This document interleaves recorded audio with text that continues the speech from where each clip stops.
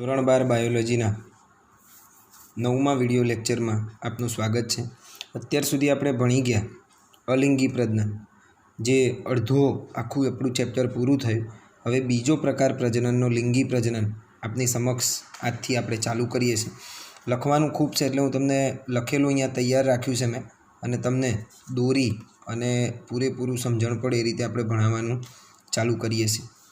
સૌથી પહેલું લિંગી પ્રજનન બે વિરુદ્ધ જાતિના, જો પહેલાંની અંદર એક જ હતું કે એક જ પિતૃકોષ ફક્ત ને ફક્ત શું લેતો હતો, જન્મ લેતો હતો, જ્યારે અહીંયા બે વિરુદ્ધ જાતિના નર માદા સજીવો શું લેશે, ભાગ લેશે। બે વિરુદ્ધ જાતિના નર અને માદા એટલે કે ધારો કે એક આ સજીવ છે, બીજું આ સજીવ છે, આને આપણે કહીશું નર, આને આપણે કહીશું માદા।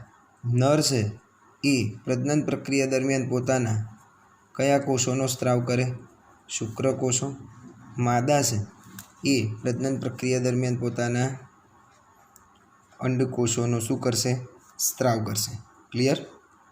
નર માદા જન્યુઓનું શું થાય, નિર્માણ થાય। શુક્રકોષો એટલે કે નરમાંથી છૂટા પડેલા જન્યુઓ એટલે કયા જન્યુઓ કહેવાય, નરજન્યુ તરીકે ઓળખી શકાય। માદામાંથી છૂટા પડેલા જન્યુ એટલે કયા જન્યુ તરીકે ઓળખાય, માદા જન્યુ તરીકે ઓળખી શકાય। નર અને માદા જન્યુઓનું ફલન થતાં યુગ્મન જ બને છે, જેમાંથી આખો સજીવ શું પામે છે, નિર્માણ પામે છે। નર અને માદા જન્યુ, આ નરજન્યુ એક અને એક માદાજન્યુ, આ નર અને માદાજન્યુ જોડાય એટલે કઈ ક્રિયા થાય, ફલનની ક્રિયા થાય। ફલનની ક્રિયા એના અંતે શેની રચના થાય, તો ફલનની ક્રિયા પછી સીધું જ ફલિતાંડ રચાય। શું રચાય, ફલિતાંડ। અને એ ફલિતાંડ અહીંયા જેમાંથી આખો સજીવ શું પામે છે, નિર્માણ પામે છે। એટલે સજીવનું અહીંયા શું થાય, નિર્માણ થાય। ક્લિયર? જટિલ અને પ્રમાણમાં ધીમી પ્રક્રિયા છે, અહીંયા એવું લખ્યું છે। ચોથો મુદ્દો આપણો એવો છે કે જટિલ અને પ્રમાણમાં કેવી પ્રક્રિયા છે, ધીમી પ્રક્રિયા। કેમ એવું લખ્યું છે કે જટિલ અને પ્રમાણમાં ધીમી પ્રક્રિયા છે? પહેલાંની અંદર શું થતું હતું, અલિંગીમાં એક જ પિતૃ હતો, ધારો કે આવી રીતે હતું, તે એક કરતાં વધારે ભાગની અંદર સજીવ શરીર તૂટી ગયું હતા, બધા અલગ અલગ સજીવ તરીકે તરત જ ઉત્પન્ન થઈ જતા હતા। આ તો નર મોટો થાય, મેચ્યોર થાય, માદા મોટા થાય, બંને પ્રજનનની ક્રિયા કરે, શુક્રકોષો સર્જાય, અંડકોષો, એમાંથી જન્યુઓ સર્જાય, નર માદા જન્યુ ભેગા થાય, ફલનની ક્રિયા કરે, ફલિતાંડ રચાય અને સજીવ શરીરનું નિર્માણ થાય। એટલે અહીંયાથી આખી પ્રક્રિયા જોવા જઈએ તો એકદમ કેવી કહેવાય, કોમ્પ્લિકેટેડ એટલે કે જટિલ, અને કેવી પ્રક્રિયા છે, એકદમ ધીમી પ્રક્રિયા છે। ખબર પડી ગઈ?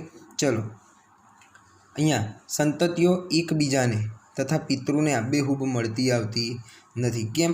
પેલાની અંદર તો કાં તો એક જ પિતૃ હતો, આની અંદર તો નરે છે અને માદા પણ છે, એટલે અડધો નરના લક્ષણો, અડધા માદાના લક્ષણો, એટલે પિતૃને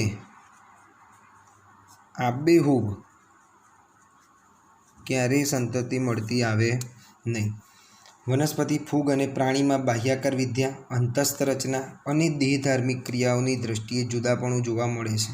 વનસ્પતિ હોય, ફૂગ હોય અને પ્રાણીમાં બાહ્યાકાર વિદ્યા એટલે બહારથી, અંતસ્થ રચના અને દેહધાર્મિક ક્રિયાની દ્રષ્ટિએ જુદાપણું જોવા મળે છે। જો કોઈ પણ ફૂગ હોય, પ્રાણી હોય તો બહારથી જુદા દેખાય, અંદરથી રચનાઓ બધાની જુદી, બધાની દેહધાર્મિક, કોક ઉનાળાની અંદર પ્રજનન કરતું હોય, કોક શિયાળાની અંદર પ્રજનન કરતું હોય, કોક પાણીમાં રહેતું હોય, કોક જમીન ઉપર રહેતું હોય, બધી રીતે શું જોવા મળે છે, જુદાપણું જોવા મળે। પરંતુ લિંગી પ્રજનનની બાબતમાં બધા સજીવો સામ્યતા દર્શાવે છે।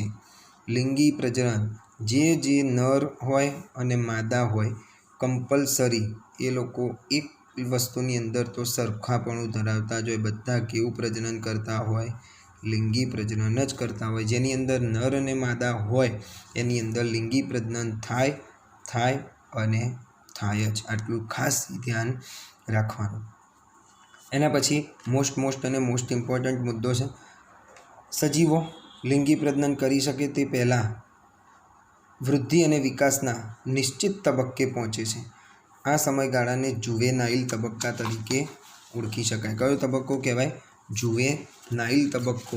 બરાબર ધ્યાન રાખજો, શું કહેવાય જુવેનાઇલ તબક્કો એટલે શું છે, વૃદ્ધિ અને વિકાસ વૃદ્ધિ અને વિકાસ કોઈ એવું પૂછે કે વૃદ્ધિ અને વિકાસ એક જ તો કે જુદા જુદા, તો શું જવાબ આપવાનો? વૃદ્ધિ અને વિકાસ. વૃદ્ધિ હંમેશા, વૃદ્ધિ અને વિકાસ છે ને બંને જુદા જુદા, એક કોઈ દિવસ ના હોય. વૃદ્ધિ છે ને હંમેશા કેવી હોય? શારીરિક હોય, બરાબર. જ્યારે વિકાસ હંમેશા કેવો હોય? માનસિક હોય. મગજનો વિકાસ કહેવાય, મગજની વૃદ્ધિ ના કહેવાય. શરીરની વૃદ્ધિ કહેવાય, શરીરનો વિકાસ કોઈ દિવસ ના કહેવાય. તો આપણે ઠીક છે બધા બોલે છે, બાકી વૃદ્ધિ શારીરિક હોય, વિકાસ હંમેશા કેવો હોય? માનસિક હોય. તો અહીંયા આપણને લખ્યું છે કે સજીવો લિંગી પ્રજનન કરી શકે તે પહેલાં વૃદ્ધિ અને વિકાસના નિશ્ચિત તબક્કે પહોંચે છે. આ સમયગાળાને કયો સમયગાળો કહેવાય? જુવેનાઇલ તબક્કા તરીકે ઓળખી શકાય. હંમેશા એક વસ્તુ યાદ રાખવાનું કે કાયદાની અંદર પણ આટલું યાદ રાખવાનું, કાયદાની અંદર બિલો એટલે કે નીચે ક્યારે? 18 યર. 18 વર્ષથી નીચેનો કોઈ પણ છોકરો હોય કે કોઈ પણ ગુનેગાર હોય, હંમેશા યાદ રાખજો, હંમેશા. તો એ ગુનેગારને કોઈ દિવસ એમને જુવેનાઇલ, એમના માટે જુવેનાઇલ એટલે કે નાના બાળકો માટેની જુવેનાઇલ કોર્ટ હોય, જુવેનાઇલ જેલ હોય, બરાબર, જુવેનાઇલ પોલીસ સ્ટેશન હોય. આ બધી જ અલગ વ્યવસ્થા હોય. તો શું કીધું છે અહીંયા? સજીવો લિંગી પ્રજનન કરી શકે તે પહેલાં વૃદ્ધિ અને વિકાસના નિશ્ચિત તબક્કે બાળકનો જન્મ થાય, એમાંથી નાનું હોય, ધીમે ધીમે ધીમે ધીમે મોટું થાય અને 18 વર્ષની ઉંમરે પહોંચે એટલે એ મેચ્યોર એટલે કે પરિપક્વ બને. આ તબક્કો જે છે, બરાબર, આ સમયગાળો આખો, તો આ સમયગાળાને કયો સમયગાળો કહેવાય? જુવેનાઇલ તબક્કા તરીકે ઓળખી શકાય, બરાબર. એના પછી વનસ્પતિઓની અંદર આ સમયગાળાને, વનસ્પતિની અંદર તો એવું ઉંમર કે એવું ના હોય, તો વનસ્પતિઓની અંદર આપણે જેમ અહીંયા જુવેનાઇલ તબક્કો જોયો, બરાબર, સજીવોની અંદર એટલે કે પ્રાણીઓમાં, એમ વનસ્પતિની અંદર આ તબક્કાને કયો કહેવાય ખબર છે? વાનસ્પતિક તબક્કા તરીકે ઓળખી શકાય. કયો તબક્કો કહેવાય? વાનસ્પતિક તબક્કા તરીકે. બધા સજીવો પુખ્તતાએ પહોંચ્યા પછી ચોક્કસ ઘટનાઓને શું દર્શાવે છે? પ્રક્રિયાઓ. 18 વર્ષનું થઈ જાય એટલે અવાજ, ધારો કે કોઈ પણ બાળક હોય 18 વર્ષનું થાય એટલે એના અવાજની અંદર ફેર પડે, એની જાતીય વર્તણૂક એની અંદર ફેર પડે, બોલવા ચાલવાની અંદર પણ ફેર પડે, દેહ ધાર્મિક ક્રિયાઓમાં પણ શું પડે? ફેર પડે. એટલે બધા જ સજીવો પુખ્તતાએ, આપણામાં પુખ્ત અવસ્થા એટલે કે 16 વર્ષથી 18 વર્ષ, ચોક્કસ ઘટનાઓને શું દર્શાવે છે? પ્રક્રિયાઓ દર્શાવે છે. જેમ પુરુષની અંદર અવાજ ઘેરો થાય, ધારો કે સ્ત્રી પુખ્તતાએ પહોંચે, માસિક ચક્રની શરૂઆત થાય, આ બધા ચોક્કસ ઘટનાઓ અને પ્રક્રિયાઓ દર્શાવે છે. ક્લિયર? ઉદાહરણ તરીકે જન્યુઓનું નિર્માણ. ધારો કે આપણે સ્ત્રી હોય અને પુરુષ હોય, આ બંને સ્ત્રી અને પુરુષ બંને પરિપક્વતા એટલે સ્ત્રી છે એ અંડકોષનો ત્યાગ કરે, પુરુષ છે શેનો ત્યાગ કરે? શુક્રકોષનો ત્યાગ કરે. એના પછી જો અંડકોષ અને શુક્રકોષ ભેગા થાય તો શેની ક્રિયા થાય? ફલનની ક્રિયા થાય. એટલે આ બધા જ ફેરફારો શરીરની અંદર થતા હોય.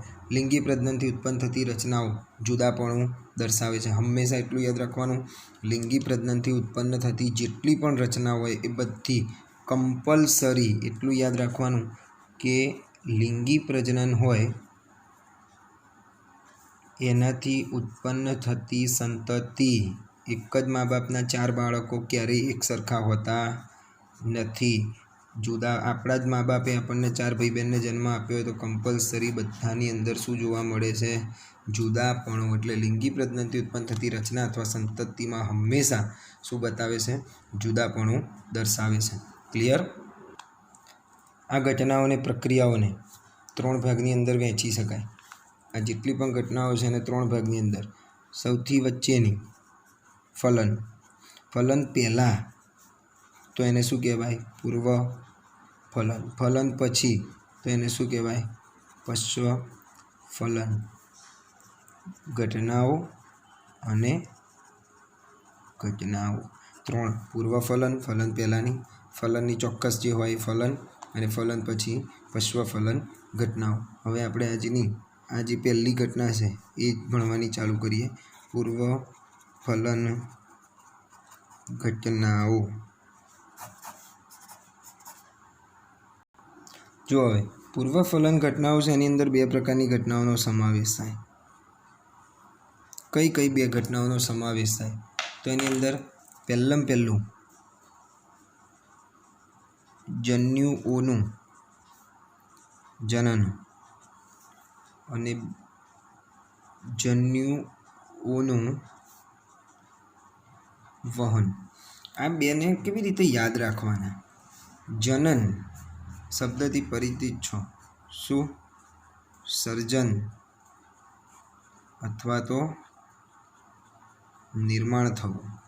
એકવાર સર્જન થઈ જાય, નિર્માણ થઈ જાય પછી એનું સીધું શું, એક જગ્યાએથી બીજી જગ્યાએ ટ્રાન્સપોર્ટેશન એટલે કે વહન એનું ચાલુ થઈ જાય. બરાબર? તો એની અંદર પહેલું આપણે ભણવાનું ચાલુ કરીએ આજે. પહેલો મુદ્દો જન્યુઓનું જનન. ક્લિયર? પહેલું વાક્ય તો આપણને આવડે. જન્યુઓનું જનન એટલે સાદી સિમ્પલ ભાષામાં લખવાનું જન્યુઓનું શું થાય? જનન એટલે નિર્માણ થાય છે. ચલો, જન્યુઓનું જનન એટલે જન્યુઓનું નિર્માણ થાય. બીજું વાક્ય ખાસ ધ્યાન રાખવાનું, જન્યુઓ હંમેશા એકકીય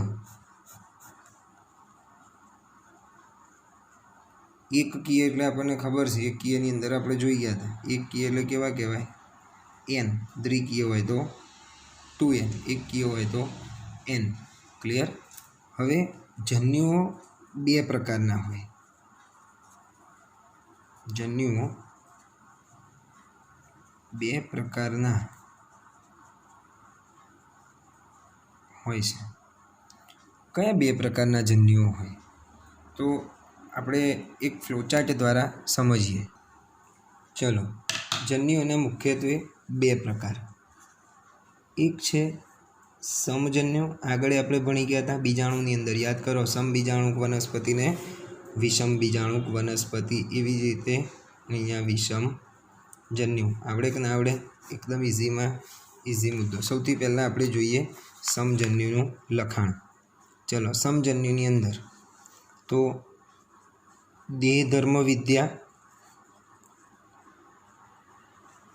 એના પછી બાહ્યાકાર વિદ્યાની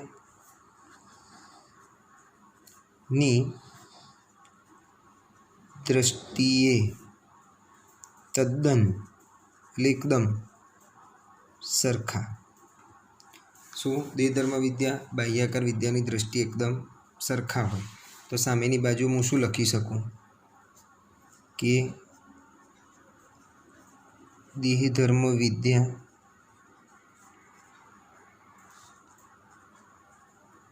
બાહ્યાકાર વિદ્યાની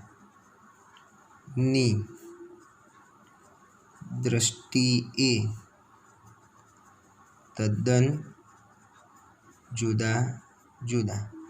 જો સમજન્યુ હોય એ દેહધર્મ વિદ્યા, એની દેહધાર્મિક ક્રિયાની દ્રષ્ટિએ બહારથી એનો દેખાવ બધી રીતે સરખા એટલે સમ એટલે સરખા જન્યુઓ, વિષમ એટલે જુદા જુદા. દેહધર્મ વિદ્યા, બાહ્યાકાર વિદ્યા બધી રીતે એ તદ્દન કેવા હોય? એકબીજાથી જુદા જુદા. બીજો મુદ્દો. ચલો, હવે આ છે એ દરેકે દરેક બધા જ.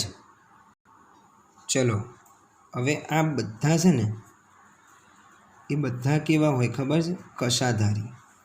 ચલો, કશાધારી હોય આપણને ખબર છે. પેલી કશાઓમાં આવેલી હોય એનો મતલબ એ બધા જ કેવા હોય? ચલિત હોય. એટલે કે એક જગ્યાએથી બીજી જગ્યાએ જઈ શકે. એના ઉદાહરણ જો આપણે લખવા હોય તો શું લખી શકાય? યુલોથ્રિક્સ અને ક્લેડોફોરા. આ બંનેના જે જન્યુઓ છે કશાધારી છે અને કેવા છે? ચલિત છે. ક્લિયર? એની આકૃતિ આપણે જોઈએ. ક્લેરોફોરાના સમજન્યુની આકૃતિ આપણે જોઈએ. ચલો,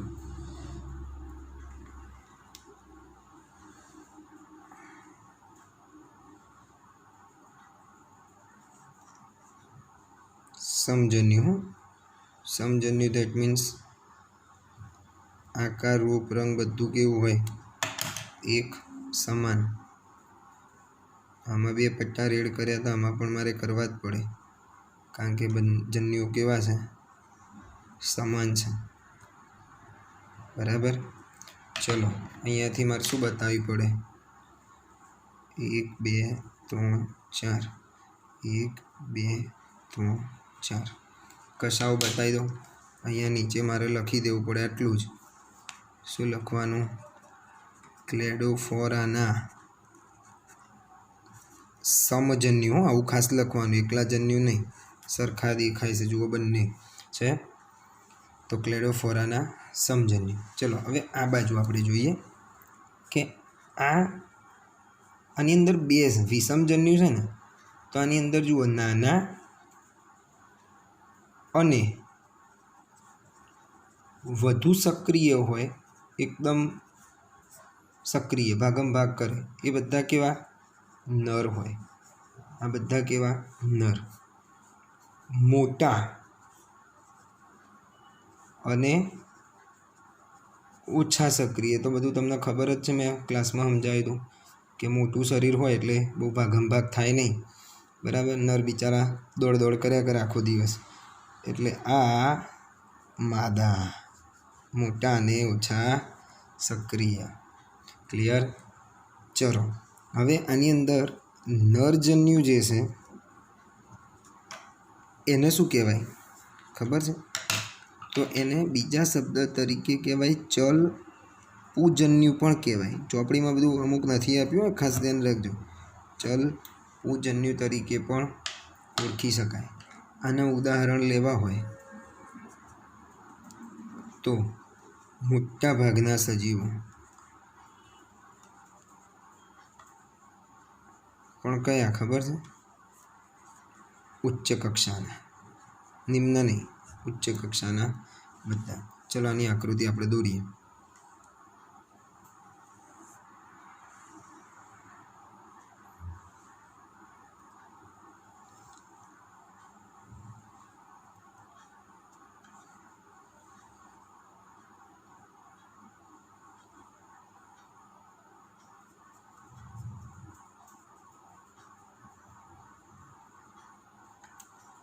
ચલો, અહીંયા બતાવી દો.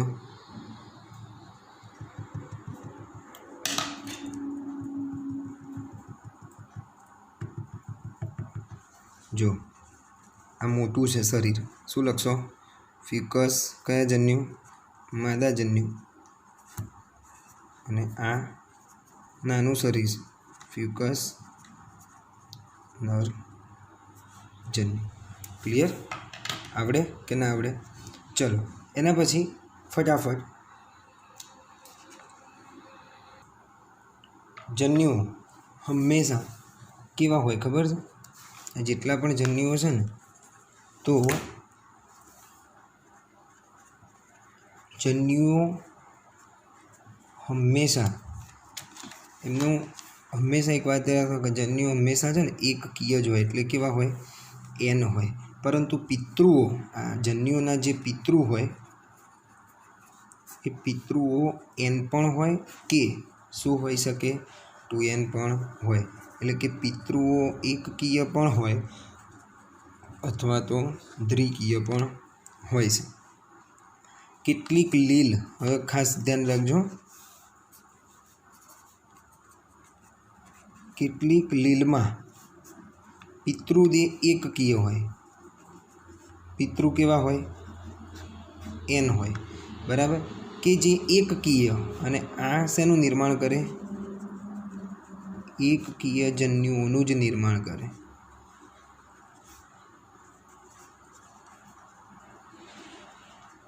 જો આ એકકીય તો આને પણ એન જન્યુઓ જ બનાવ્યા કેટલીક લીલમાં.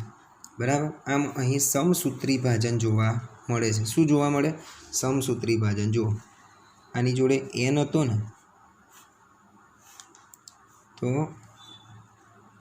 અહીંયા સમાન એના જોડે જેટલું હતું એટલું ને એટલું જ એના બાળકોને આપ્યું, બરાબર. તો સૂત્રનું સરખું વિભાજન થયું એટલે અહીંયા શું જોવા મળે? સમ સૂત્રી ભાજન એટલે કે સમ વિભાજન થાય. શું થાય? સમ વિભાજન. અહીંયા મા બાપ જોડે એન હતું, બાળકોને પણ એન જ આપ્યું. ધારો કે 200 રૂપિયા હતા, તો ધારો કે અહીંયા જેટલા હતા એટલા ને એટલા, ધારો કે એન રંગસૂત્રો હતા તો એને જ આવ્યા, અડધા અડધા થયા નહીં. આના ઉદાહરણની અંદર શું લખશો? તો મોનેરા, ફૂગ, દ્વિઅંગી અને લીલ, આ બધું આના ઉદાહરણની અંદર આવે. હવે જુઓ, કેટલાક સજીવો હોય ને એની અંદર પિતૃદેહ કેવો હોય? દ્વિકીય એટલે કે 2n હોય, પિતૃ 2n હોય. પણ એ શું કરે? એન જ આપે. જો અડધા અડધા થઈ ગયા, 2n આવ્યું હોત તો સમ વિભાજન થાત, પણ એ 2n હતું, અહીંયા એન જ આવ્યું તો અડધું થઈ ગયું. તો સૂત્રોનું વિભાજન તો અર્ધ સૂત્રી ભાજન. દેટ મીન્સ સાદી ભાષામાં અર્ધીકરણ કહેવાય. શું કહેવાય? અર્ધીકરણ. અહીં 2n હતું, અહીં 2n હોત તો શું થાત? સમસૂત્રી ભાજન થાત, સમ વિભાજન. પણ અહીં 2n હતું, અહીંયા અડધું અડધું થઈ ગયું. એક એન આને આપ્યો ને એક એન, એટલે અડધું અડધું જ આપ્યું, તો અર્ધસૂત્રી ભાજન તરીકે ઓળખાય. એના ઉદાહરણની અંદર લખવું હોય તો ત્રિઅંગી, આવૃત બીજધારી વનસ્પતિ અને અનાવૃત બીજધારી વનસ્પતિ. ક્લિયર? આવડશે? Okay, thank you.